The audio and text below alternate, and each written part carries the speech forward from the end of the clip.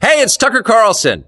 You often hear people say the news is full of lies, but most of the time that's not exactly right. Much of what you see on television or read the New York Times is in fact true in the literal sense. It could pass one of the media's own fact checks.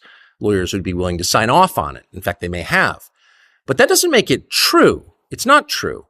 At the most basic level, the news you consume is a lie of the stealthiest and most insidious kind.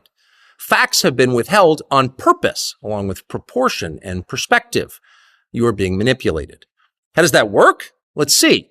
If I tell you that a man has been unjustly arrested for armed robbery, that is not, strictly speaking, a lie. He may have been framed. At this point, there's been no trial, so no one can really say. But if I don't mention the fact that the same man has been arrested for the same crime 6 times before, am I really informing you? No, I'm not. I'm misleading you. And that's what the news media are doing in every story that matters, every day of the week, every week of the year. What's it like to work in a system like that? After more than 30 years in the middle of it, we could tell you stories. The best you can hope for in the news business at this point is the freedom to tell the fullest truth that you can. But there are always limits. And you know that if you bump up against those limits often enough, you will be fired for it. That's not a guess. It's guaranteed.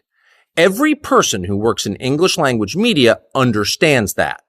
The rule of what you can't say defines everything. It's filthy, really, and it's utterly corrupting.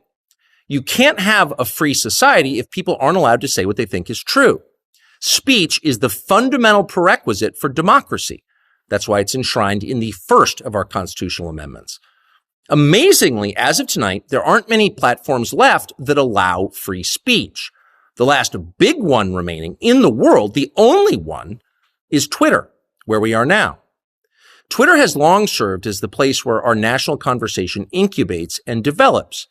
Twitter is not a partisan site. Everybody's allowed here, and we think that's a good thing. And yet, for the most part, the news that you see analyzed on Twitter comes from media organizations that are themselves thinly disguised propaganda outlets. You see it on cable news. You talk about it on Twitter. The result may feel like a debate, but actually the gatekeepers are still in charge. We think that's a bad system. We know exactly how it works, and we're sick of it.